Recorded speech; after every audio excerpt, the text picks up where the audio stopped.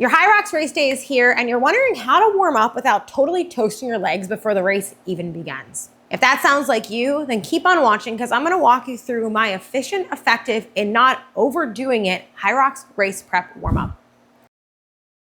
Hello there, my friend, and welcome back to my YouTube channel. If you're new here, I'm Dr. Alyssa Olenek, PhD exercise physiology, strength, running, and hybrid training coach, and I myself am also a hybrid rock star, just like you.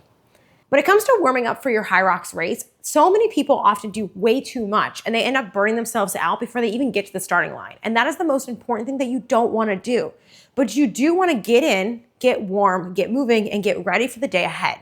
I find that the warm-up area is really helpful for distancing yourself from the crowd and the people. So don't feel like you can't go in there earlier to help you kind of zen in for the race. Make sure you have enough time to warm up, get some water, use the restroom before you go out ready for your heat and start a wave. And making sure that you feel confident and prepared before that 10-minute out start and the tunnel begins. But you don't need to go and do a full 30-minute or 60-minute workout before you go and do a HYROX race. You want to still make sure you're following the key principles of any warm-up that you do before any workout or in general. So I'm gonna give you some key ideas here today of what to structure for your warm-up before HYROX race. But recognize that you can adjust this to you and maybe things that you feel like you need to warm up, underlying injuries, and or things that you know that you just need to feel confident about before getting out there or practicing before race day if you haven't touched them in your training. So the first things first, with any warm-up, you want to get your body warm. The biggest thing is elevating your core temperature, getting your blood flowing, and getting ready for the activity at hand. I find a great way to do this is to hop on the rower and or the ski erg when you get into the HYROX warm-up area and just go through a few minutes of easy light rowing to drive in your form and dial it in for the day, or getting on the ski erg just to practice the motion of that. This can be really nice as well if you haven't touched these in your training and you aren't used to rowing and or skiing. This could be a great time to dial that in to see how you feel before the race day.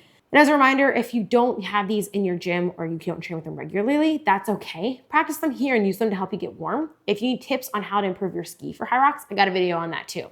With that being said, you want to make sure you just get your core temperature warm. So maybe 3 to 5 minutes here until you feel like you're sweating, your respiration's starting to be elevated, your skin temperature is warmer. You just want to get that blood flowing before getting into anything else. I am going to suggest running warm up as well. So if you need to cut this short or adjust this until you feel good, you get the blood flowing, you get the point. Once you're done with a general cardio warm-up, I love before doing the running and or HYROX specific running prep warm-up, doing a little bit of preparation for the running itself because HYROX is a running race more than anything. So we want to make sure we're ready and prepared for that for the day. So some things that I like to do to warm up and prepare for that are going to be simply things like calf raises or some pogo hops or skipping, just to get my lower body ready for the demand and the volume and intensity that I'm gonna be doing that day before hopping on a treadmill and doing hard efforts intervals. Next thing I like to do is hop on the treadmill there. Usually there's air runners in the warm-up center and start doing my running specific warm-up. It is okay if you have to adjust some of these things around because of equipment availability or other people warming up within the training center or other people warming up within the warm-up area. But I like hyping on the runner next because again, it's adding to that aerobic warm-up that you are trying to do, getting your core temperature elevated and warming up for the day. I love starting with just some easy zone 2, simple, easy running there. Again, getting warm, getting your core temperature elevated. Maybe you're doing about 5 minutes of that. And then finishing with some striders or pickups or harder intervals at your estimated 1K pace for the day there. You don't need to do a ton of these, maybe 30 seconds on, 30 seconds easy for maybe 3 to 5 of these, just to get your body ready and primed for running at that pace and effort during the day or feeling what that's gonna feel like when you're out there on the course.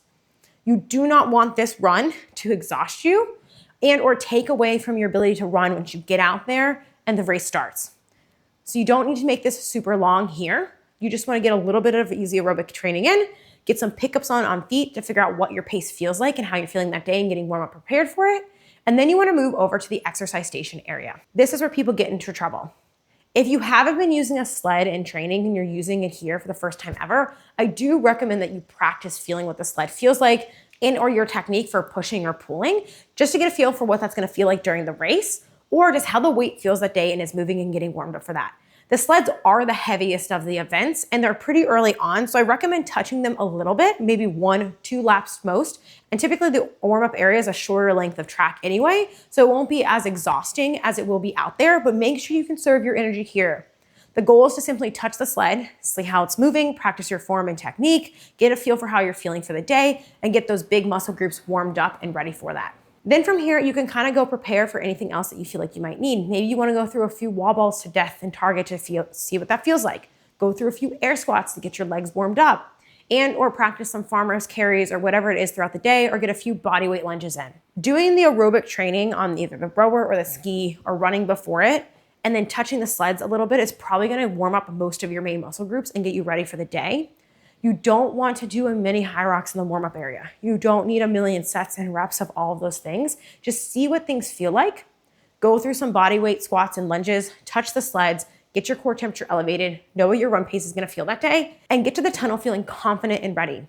The biggest thing with warming up is you wanna get in, you wanna get warm, and you wanna get your neuromuscular system prepared for whatever activity that is you're trying to do that day. But on a race day, you do not want your warm-up to take away from what you're doing in the race. I really encourage you during the warm-up area to be sipping on things like Gatorade or sugar carbohydrate beverage or electrolytes or whatever that looks like for you before the race to make sure you're ready and your glycogen stores are topped and or your blood glucose is ready to rock for the day.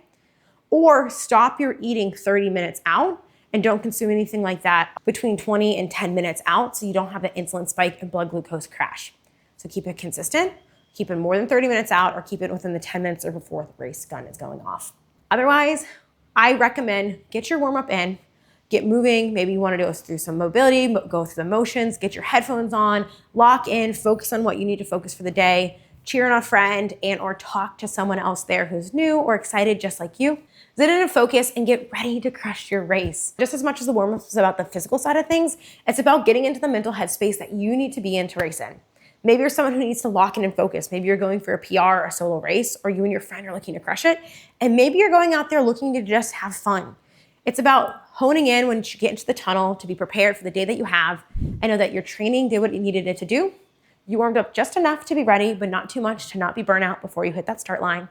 And you feel good about the race you're about to run. If you found this video helpful and you're training for your first HYROX race, I'm gonna link my HYROX Accelerator here. It's a free series that breaks down station by station strategy, pacing across the entire race, and how to prepare for different stations and or different parts of HYROX racing so you can be ready and confident for your race day.